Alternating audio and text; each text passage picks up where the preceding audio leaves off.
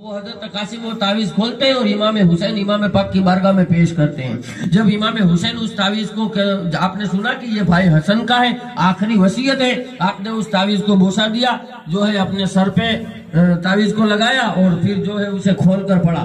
تو جیسے ہی اسے کھول کر پڑھا تو آپ کیا دیکھتے ہیں کہ اس تعویذ کے اندر لکھا ہوا ہے کہ اے حسین، جب تم پہ مصیبت کا وقت آئے اور میرا شہزادہ قاسم جو تمہارے ساتھ ہو تو اس وقت میری یہ قربانی قبول کر لینا۔ امام حسن نے کیا لکھا تھا؟ اس وقت میری یہ قربانی قبول کر لینا، اپنے نام پہ میرے بیٹے کو بھیج کر کے اپنے نام پہ میرے بیٹے کو قربان کر دینا اور بھیج دینا کربلا میں، یہ میری آخری وصیت ہے، اس پہ عمل کرنا۔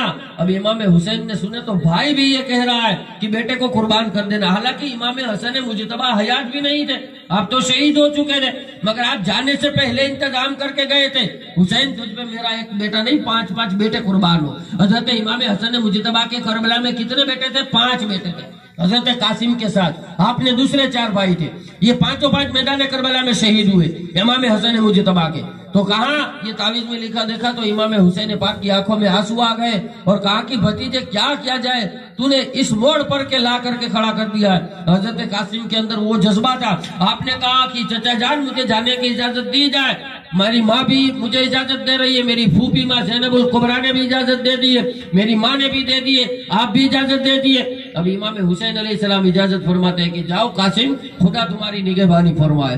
آپ گھوڑے پر سوار ہوتے ہیں اور جیسے ہی کربلا کے میدان میں پہنچتے ہیں، عمر ابن سعد دیکھتا ہے تو ساری بات سمجھ جاتا ہے اور یزیدیوں کے اندر ایک خوف پیدا ہو جاتا ہے، یزیدی تھر تھرانے لگتے ہیں، ڈرنے لگتے ہیں، اس لیے کہ حیدر کا پوتا ہے یہ قاسم، یہ اس کا پوتا ہے کہ اس کا دادا حیدر کرار نے سوکھی روٹی اور پانی کھا پی کر کے خیبر کے قلعے کو اکھاڑ کر کے پھینک دیا تھا، یہ اس کے بیٹے کا بیٹا ہے، یہ اسی کا پوتا ہے۔ وہ ساری حالات جانتے تھے کہ ان کی ہمت اور ان کی طاقت کیا ہے۔ حضرت قاسم کو دیکھا تو اس نے ایک ارزق کر کے ایک پہلوان تھا جو یمن کے اندر شام کے اندر جس کی پہلوانی کے بہت جو ہے چرچے تھے، جس کی بہادری کے بہت جو ہے چرچے ہو رہے تھے، اور 1000 کا لشکر ہونا تو یہ ارزق اکیلا لڑنے کے لیے چلا جاتا تھا، کتنے 1000 کے لشکر کے سامنے یہ ارزق پہلوان عمر ابن سعد کے پاس بیٹھا ہوا تھا۔ عمر ابن سعد نے اس ارزق سے کہا کہ اے ارزق جاؤ قاسم کے سامنے لڑنے کے لیے جاؤ۔ کیا کہا؟ جو 1000 کے سامنے لڑنے کے لیے کھڑا ہو جائے وہ 16 سال کے جوان کے سامنے لڑنے کے لیے بھیجا جا رہا ہے، اس کو، اس بہادر کو، اس پہلوان کو۔ تو جب ارزق نے یہ سنا تو ارزق نے کہا کہ اے عمر ابن سعد، تو پاگل تو نہیں ہو گیا ہے؟ تجھے پتا ہے میں کون ہوں؟ تو میری واقفیت نہیں جانتا، تو مجھ سے واقفیت نہیں رکھتا، تجھے پتا نہیں ہے میں کون ہوں؟ عمر ابن سعد نے کہا ہاں میں جانتا ہوں، تو جو ہے یمن کا بہادر ہے، جنگجو ہے، 1000 لشکر کے ساتھ اکیلا بھیڑ جاتا ہے، اکیلا لڑ لیتا ہے، اکیلا لڑنے چلا جاتا ہے، تیری بہادری کی جو ہے چرچے ہو رہے ہیں، شہرتیں پھیلی ہوئی ہیں، لوگ تیری بہادری، تیری جوان مردی کے تذکرے کر رہے ہیں، تیری تلوار کے سامنے جو آتا ہے وہ موت کے گھاٹ اتار دیا جاتا ہے، مجھے تیرے حوالے سے سب معلوم ہے۔ تو ارزق نے کہا تو پھر تو مجھے اس بچے کے سامنے بھیج رہا ہے، یہ 16 سال کا جوان ہے، ارے اس کے سامنے یہ تو میری توہین ہوگی، کیا ہوگا؟ یہ تو میری عزت پہ داغ لگے گا، اتنا بڑا پہلوان ایک نوجوان کے سامنے لڑنے کے لیے آیا، 16 سال کے بچے کے سامنے لڑنے کے لیے آیا، اتنا بڑا پہلوان، کہا کہ میں نہیں جاؤں گا۔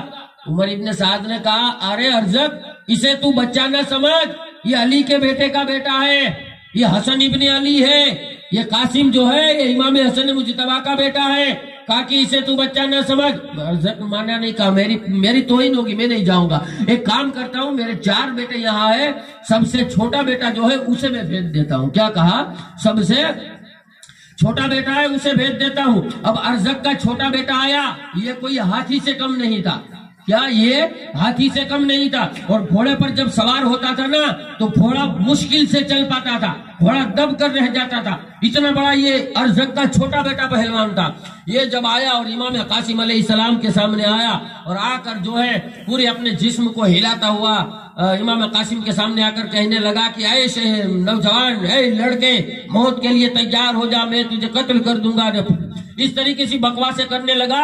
امام قاسم سن رہے ہیں، آپ نے کوئی فریاد نہیں کی، آپ نے کوئی جواب نہیں دیا، خاموشی کے ساتھ سن رہے تھے۔ اور پھر اس نے کہا نا میرے سامنے جو بھی آتا ہے موت کے گھاٹ اتار دیا جاتا ہے، میں ملک الموت ہوں۔ پھر امام قاسم نے ایک جملہ کہا کہا کہ ابھی دیر نہیں لگے گی. امام قاسم نے کہا دیر نہیں لگے گی، بس تھوڑی ہی دیر میں تیری حاجت کو پورا کر دیا جائے گا. کیا کہا؟ تھوڑی دیر میں تیری مراد کو پورا کر دیا جائے گا. اتنا اس نے سنا تو فوراً امام قاسم علیہ السلام پہ نیزے کا وار کیا. دونوں گھوڑے پہ سوار ہیں. امام قاسم پہ نیزے کا وار کیا تو آپ نے نیزہ پکڑ لیا اپنے ہاتھ میں، اور اتنا مضبوطی سے پکڑا، اس نے بھی اتنا مضبوطی سے پکڑا ہوا تھا. تاریخیں کہہ رہی ہے کہ امام قاسم نے جب زور سے نیزہ کھینچا تو نیزہ ہی نہیں بلکہ ارزق کے بیٹے کا ہاتھ جسم سے اکھاڑ کر کے پھینک دیا تھا. امام قاسم نے ہاتھ جسم سے نکال کر کے پھینک دیا تھا نیزے کے ساتھ اس کا پہلوان کا. اب ایک ہاتھ رہ گیا تلوار سے، سامنے فیل بلبلا رہا ہے. امام قاسم نے پھر پلٹ کے وار کیا. اتنی دیر کے اندر قضا و قدر نے دیکھ لیا، یزیدی لشکر نے دیکھ لیا کہ فرش زمین پہ اس کا بیٹا گرا ہوا ہے ارزق کا جو پہلوان ہے، مگر فرش زمین پہ نیچے گرا ہوا ہے. موت کے گھاٹ اتار دیا گیا، وصل جہنم کر دیا گیا ہے، پھر ناری جہنم ہو گیا ہے. عمر ابن سعد نے ارزق سے کہا اے ارزق دیکھا تو نے، تو ابھی کہہ رہا تھا یہ بچہ ہے، دیکھ یہ تیرے پہلوان کی کیا حالت کر رکھی ہے اس نے. ارزق نے دوسرے بیٹے کو بھیجا، یہ بھی اس سے بڑا پہلوان تھا. یہ آیا امام قاسم علیہ السلام کی بارگاہ میں، سامنے آیا، بکواس کرنے لگا. امام قاسم نے کہا فکر نہ کرو، تمہیں بھی ابھی تمہارے بھائی کے پاس بھیج دیا جائے گا. پھر وہ لڑنے کے لیے تیار ہوا، نیزہ اس نے مارا، تیر کھینچے، تلواریں ماری، ڈھالوں پہ آپس میں وار روکے گئے. امام قاسم کی جب باری آئی تو آپ کا وہ وار تھا کہ آپ نے اسے سنبھلنے کا موقع ہی نہیں دیا، وہیں پہ جو ہے اسے ڈھار کر دیا اور وصل جہنم ہو گیا. امام قاسم نے آواز دی کہ عمر ابن سعد اور بھیج، کون ہے مجھ سے مقابلہ کرے. مگر یزیدی فوج سے کوئی آ نہیں رہا ہے کہ ان کے سامنے لڑے. 16 سال کا جوان ہے، 16 سال کی عمر ہے حضرت قاسم کی. ارزق کا تیسرا بیٹا آیا، اس کو بھی وصل جہنم کر دیا امام قاسم نے. چوتھا بیٹا آیا، اس کو بھی وصل جہنم کر دیا. جب چار بیٹے مارے گئے، چاروں بیٹوں کو جو ہے پھر ناری کر دیا. اب ارزق جو ہے اپنے تخت سے اٹھا، اپنے تخت سے اٹھا، اپنی کرسی سے اٹھا، اور ایک دم غصے میں لال ملال، ایک دم غصے سے پاگل ہو گیا ہے. اتنا جو ہے اس کا دماغ جو ہے چلا گیا ہے، اتنا غصے میں بلبلا ہے کہ بات نہ پوچھو. 4 بیٹے اپنی نظر کے سامنے اس نے قتل ہوتے ہوئے دیکھے ہیں، 4 بیٹے پھر ناری جہنم ہوتے ہوئے دیکھے ہیں. اور وہ پہلوان، اسے کتنا غصہ آیا ہوگا. گھوڑے پر سوار ہوتا ہے، میدان کارساز میں آتا ہے، حضرت قاسم سے آ کر کہتا ہے کہ لڑکے میں ملک الموت ہوں، تیری روح قبض کرنے کے لیے آیا ہوں، تیار ہو جاؤ مرنے کے لیے. حضرت قاسم کہتے ہیں ارے تو اتنا بڑا بہادر ہے، اتنا بڑا جنگجو ہے، تیری جوان مردی کے اتنے چرچے ہو رہے ہیں، اتنا بڑا پہلوان ہے، تجھے گھوڑے کی زین میں پیر رکھنے کا طریقہ معلوم نہیں ہے اور تو لڑنے کے لیے آ گیا ہے مجھ سے. یہ 16 سال کا بنی ہاشم خاندان کا فرد ہے، جسے دیکھو تو صحیح جنگ کس طرح لڑی جاتی ہے، کس کے سامنے کیا بات کی جاتی ہے. یہ 16 سال کی عمر ہے اور اتنے بڑے پہلوان کو جو ہے جنگجو والی باتیں بتاتا ہے اور کہتا ہے. امام قاسم نے کہا تجھے یہ بھی پتہ نہیں ہے. بس اتنی ہی دیر تھی، قضا و قدر اور یزیدی فوج نے دیکھا امام قاسم کی زبان سے یہ جملہ نکلا تھا. حیدر کے پوتے نے تلوار اٹھائی، ارزق نے جیسے ہی گردن نیچے کی کہ قاسم کی تلوار اپنا کام کر چکی تھی، گردن کو فرش زمین پہ گرا دیا تھا. ارزق زمین پہ نیچے گر پڑا ہے اور نیچے گر کر کے کہہ رہا ہے کہ لڑکے تو نے دھوکہ کیا ہے. قاسم نے کہا تجھے جنگ کا اتنا طریقہ معلوم نہیں ہے کہ جب میدان جنگ میں ہوتے ہیں تب کسی پہ بھروسہ نہیں کیا جاتا ہے. کیا کہا؟ کسی پہ بھروسہ نہیں کیا جاتا ہے. تو اتنا بڑا جنگجو ہے، تجھے یہ بھی پتہ نہیں چلا، اتنا بڑا بہادر ہے. اور یہ علی کا گھرانہ ہے، دیکھ ابھی پھول پھل رہے ہیں، ابھی پھول کھل رہے ہیں، 16 سال کی عمر ہے، مگر جس کا جو کام ہوتا ہے نا وہ طریقہ جانتا ہے. علی کے گھر کا جو ہے ہر بچہ حیدر کرار ہے، ہر بچہ شیر خدا ہے. امام قاسم نے اس کا کام تمام کیا اور پھر جو ہے یزیدی فوج میں گھسے تو اور لڑنے کے لیے لوگ آ رہے تھے نا حسین کے ساتھی. تو ماجرا کیا تھا، یزیدی فوج میں سے 20 سوار، 40 سوار سامنے لڑنے کے لیے آتے تھے. اور اب یہاں ماحول یہ ہے کہ امام قاسم جا رہے ہیں تو یزیدی بھاگ رہے ہیں، امام قاسم جا رہے ہیں تو یزیدی بھاگ رہے. آپ 200 یزیدی کے بیچ میں گھس گئے نرگے میں، اور آپ نے تلوار چلائی اور ایسی تلوار چلائی کہ کم و بیش 50 کے اوپر لوگوں کو جو ہے فناری کر کے امام علی مقام کی بارگاہ میں آئے، اور جب امام علی مقام کی بارگاہ میں آئے اور آ کر کہا کہ اے چچا جان چند گھٹ پانی کے مل جائے تو ابھی سارے یزیدیوں کا خاتمہ کر دیتا ہوں۔ امام علی مقام نے فرمایا بیٹا قاسم، بھتیجے قاسم، بس تھوڑی ہی دیر کی بات ہے، تھوڑی ہی دیر کی بات ہے، ابھی نانا حضور کے ہاتھوں سے آب کوثر پینا نصیب ہو جائے گا۔ امام قاسم امام حسین کا ہاتھ جو ہے بوسہ دے کر کے جب میدان کربلا میں جاتے ہیں، اب حالت بدل گئی ہے، وقت بدل گیا ہے، ورنہ یہی قاسم تھا جو 200 یزیدیوں پر بھاری تھا، اب وقت شہادت آ گیا ہے، یزیدیوں کو بہادری دکھانا تھا، مقصد دکھا دیا، اللہ کی راہ میں قربان ہونا تھا، وہ وقت آ گیا۔ آپ یزیدیوں سے لڑتے رہے، سارے حسین کے قافلے کے مرد دیکھ رہے ہیں کہ حسن کا شہزادہ لڑ رہا ہے، حضرت قاسم جنگ کر رہے ہیں، واہ واہ کہہ رہے ہیں، آسمان پر حوریں واہ واہ کر رہی ہے، یہ حضرت قاسم کی جوانی جو میدان کربلا میں، اور وہ جوانی کیا ہو جو دین الہی کے کام نہ آئے، جو دین اسلام کے کام نہ آئے، وہ جوانی کیا جوانی ہوتی ہے؟ آپ نے اپنی ساری جوانی دین الہی پر وقف کر دی، یزیدیوں کے نرگے میں لڑ رہے ہیں، جسم پر 27 زخم آ چکے ہیں حضرت قاسم کے، مگر یہ علی کا پوتا ہے کہ نہ زخموں سے ڈر رہا ہے، نہ جو ہے موت سے ڈر رہا ہے، یزیدیوں سے لڑ رہے ہیں، ہر طرف سے وار ہو رہے ہیں کہ پیچھے سے ایک سنان نامی جو ہے یزیدی آیا اور آپ کی پشت میں اس نے نیزہ مارا، بس یہ نیزہ لگنا تھا، یہی شہادت کا بہانہ تھا۔ آپ گھوڑے سے نیچے آتے ہیں اور آواز لگاتے ہیں امام علی مقام کو ادرکنی مدد کے لیے، امام علی مقام دوڑ کر جاتے ہیں حضرت قاسم کے لاشے کو اٹھانے کے لیے، تو کیا دیکھتے ہیں کہ حضرت قاسم کو شہید بھی کیا اور یزیدی یہاں سے یہاں گھوڑے دوڑانے میں لگے تھے۔ امام علی مقام گئے تو دیکھتے ہیں حضرت قاسم کا لاشا موجود نہیں ہے، کہیں دیکھو تو بازو کٹا ہوا پڑا ہے، کہیں دیکھو تو ہاتھ کٹا ہوا پڑا ہے، کہیں دیکھو تو سر الگ ہے، پیر الگ ہے۔ امام علی مقام نے آپ نے جو پٹکا باندھا تھا اس پٹکے کو کھولا، اس کے اندر حضرت قاسم کے جسم کے اعضاء کو جمع کیا، خیمے کے اندر انتظار ہو رہا ہے، قاسم کی ماں انتظار کر رہی ہے کہ قاسم کا لاشا ہے۔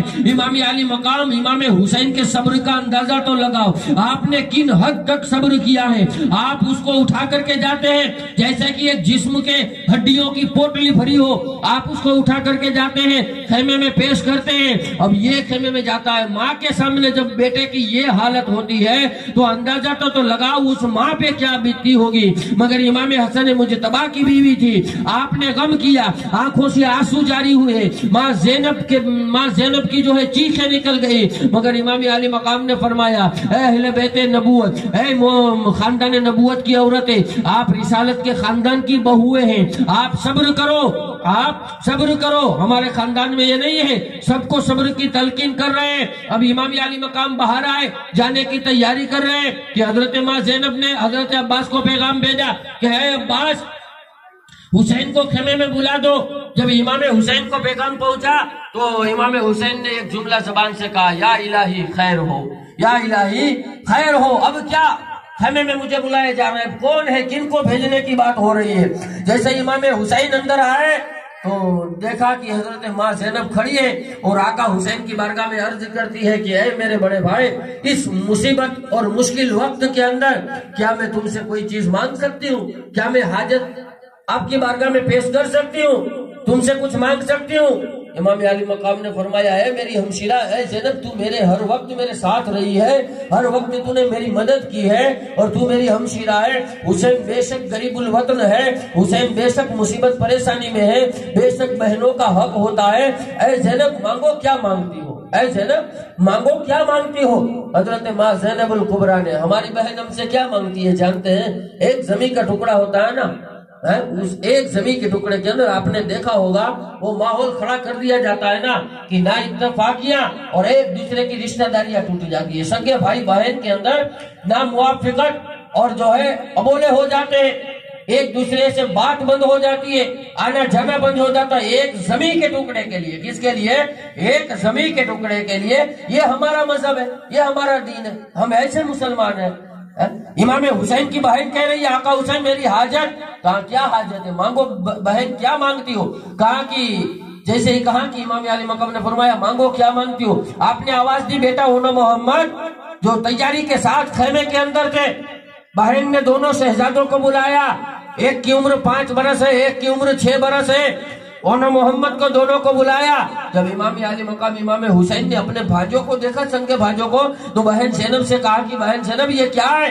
तो माँ ज़ैनब ने कहा कि यही तो मेरी हाजत है, मैं यही मांगती हूँ और मुझे ये दे दो कि आपके नाम पे मैं ये दोनों शहजादे कुर्बान करने के लिए चाहती हूँ और आप इन्हें इजाजत दे दो कि ये करबला के मैदान में कुर्बान होने के लिए जाए। अब अंदाजा तो लगाइए वो भाई और वो बहन, उनकी कितनी मोहब्बत होगी।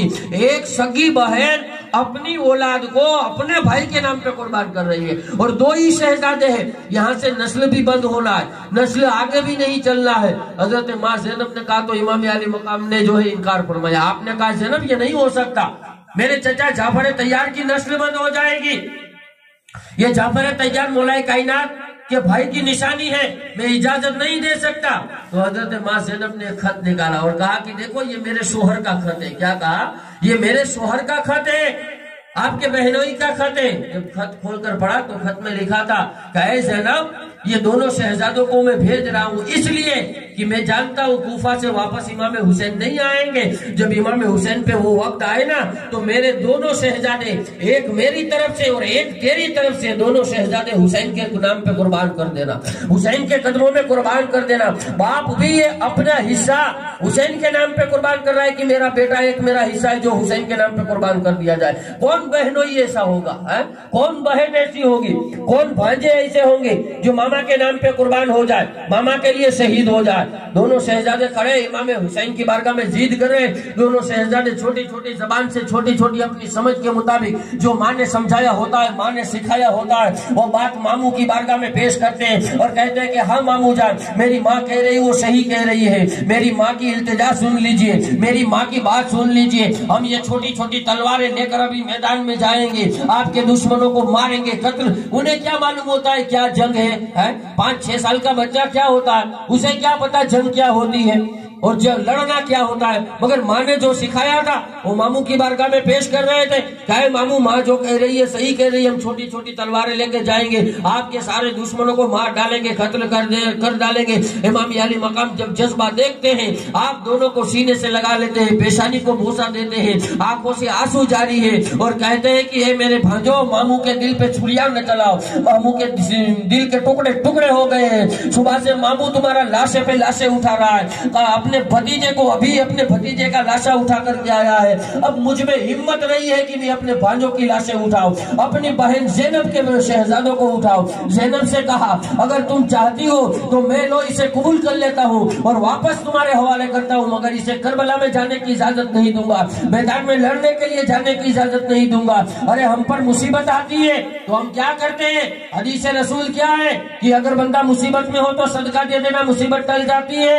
हजरत माँ ज़ैनब ने अर्ज की कि नाना हुजूर ने फरमाया है, अल्लाह ने फरमाया है, वक्त मुसीबत अगर सदका दे दो तो मुसीबत टल जाती है। ए मेरे भाई हुसैन, मैं दोनों शहजादों को तुझ पर जो मुसीबत है आज तुझ पर सदका दे रही हूँ। मेरा ये सदका मेरे दोनों शहजादे कबूल कर ले, मैं ये सदका तेरे नाम का दे रही हूँ कि तेरी मुसीबत में कोई कमी आए। अब अंदाजा तो लगा लीजिए वो बहन क्या बहन होगी जो अपनी औलाद अपने भाई के नाम पे सदके के तौर पर दे रही है कि मेरे भाई की मुसीबत टल जाए। अरे ऐसा सब्र, ऐसा दिल, ऐसी हिम्मत अल्लाह ने किसी की बनाई नहीं है जो दीन की खातिर खुद तो खुद है, अपनी औलादे तक सदका कर दे, अपनी औलादे तक कुर्बान कर दे। इमाम अली मकाम की बारगाह में जब बार बार इसरार किया तो आपने कहा ऐ मेरी हमशीरा, ऐ मेरी बहन ज़ैनब, अब मैं क्या करूं जब तुम्हारा इसरार ही इतना है। आपने जो है आंखों से आंसू जारी है, दोनों भाइयों को इजाजत फरमा दी। दोनों भाई मैदान कारसाज में गए, माँ ज़ैनब ने दोनों शहजादों को तैयार किया, दस्तार सजाई, कपड़े पहनाए। और ये माँ ज़ैनबुल कुबरा कौन थे जानते हैं? ये वो दुख्तरे अली थी कि जिनकी शक्ल, जिनका रूप, जिनकी जबान हर वक्त बदलती थी। कभी देखो तो ये सैयदा कायनात की जबान में बात करती थी, कभी देखो तो जब ये खुतबा देती थी तो ऐसा महसूस हो रहा था कि ये हैदर कर्रार खुतबा दे रहे हैं। जब बादे करबला ये काफिला यजीद के दरबार में गया और माँ ज़ैनब ने यजीद के दरबार में खुतबा पढ़ा था, यजीद के सामने टक्कर ली थी तकरीर करके, तो एक सहाबी रसूल जिनकी आंखें नहीं थी, आंखों में रोशनी नहीं थी, नाबीना थे, اندھے تھے، وہ صحابی رسول بھی یزید کے دربار میں تھے۔ جب ماں زینب نے خطبہ پڑھا نا، ماں زینب نے یزید کے سامنے تقریر کی نا، جن کی تقریر سے، جن کے خطبے سے سارا یزید کا محل تھرا گیا تھا اور لرزہ پیدا ہو گیا تھا۔ یزید کے اندر ہمت نہیں رہی تھی، یزید کے اندر تاب و طاقت نہیں رہی تھی کہ زینب کا مقابلہ کر سکے۔ وہی صحابی رسول جو تھے وہ آئے اور انہوں نے کہا کہ کیا علی پھر سے زندہ ہو گئے ہیں؟ کیا علی پھر سے زندہ ہو رہے؟ لوگوں نے کہا نہیں نہیں، علی پھر سے زندہ نہیں ہوئے۔ اس صحابی نے کہا تو پھر علی کے لہجے میں کون بات کر رہا ہے؟ علی کے لہجے میں، علی کی آواز میں کون بات کر رہا ہے؟ لوگوں نے بتایا یہ تو علی کی شہزادی ہے، علی کی بیٹی ہے۔ تو زینب کبریٰ کی وہ حالت تھی کہ آپ جب چاہے تو دختر علی، علی کا روپ اختیار کر لیتی تھی، علی کی جوان مردی آ جایا کرتی تھی۔ تو آپ نے شہزادوں کو تیار کیا نا، اس وقت آپ علی کا روپ بنی ہوئی تھی۔ صبر کی وہ داد دے دی جائے، ایسی ہمت علی کا روپ اختیار کیے ہوئے تھی۔ اور جب شہزادوں کو میدان کربلا میں روانہ کیا نا، تو اب آپ سیدہ کائنات، رحم دل، جو کسی کا دل دکھ درد پریشانی آپ نہ دیکھ سکے، ایسا دل اپنی ماں کی طرح بن گیا۔ دونوں شہزادے کربلا میں جا رہے ہیں، ماں پیچھے سے رو رہی ہے۔ ماں زینب نے کہا اے میرے شہزادو، مجھے معاف کر دینا خدا کے لیے، آپ نہیں جانتے ہو میں آپ کو کہاں بھیج رہی ہوں، قصابوں کے بیچ میں نے آپ کو بھیج دیا ہے۔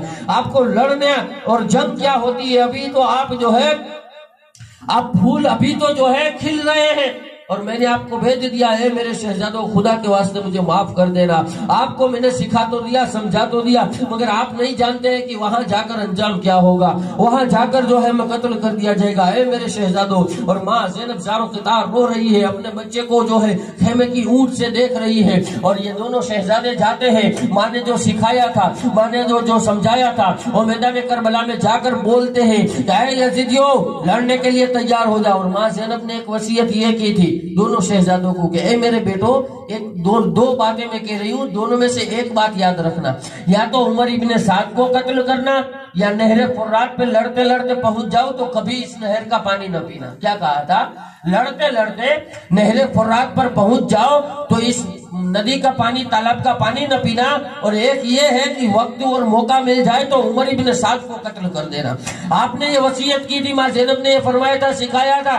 دونوں شہزادے آئے، آ کر سیدھا کہا عمر ابن سعد لڑنے کے لیے تیار ہو جا۔ عمر ابن سعد نے کہا کہ اے زینب کے بچوں، یہ کوئی علی کا گھر نہیں ہے، یہ میدان جنگ ہے، جانتے ہو یہ یہاں تمہارا باپ اور تمہاری ماں تمہارا خیال رکھنے نہیں ہے، یہاں تو ابھی تلواریں چلیں گے، جاؤ چلے جاؤ اور خیمے میں واپس لوٹ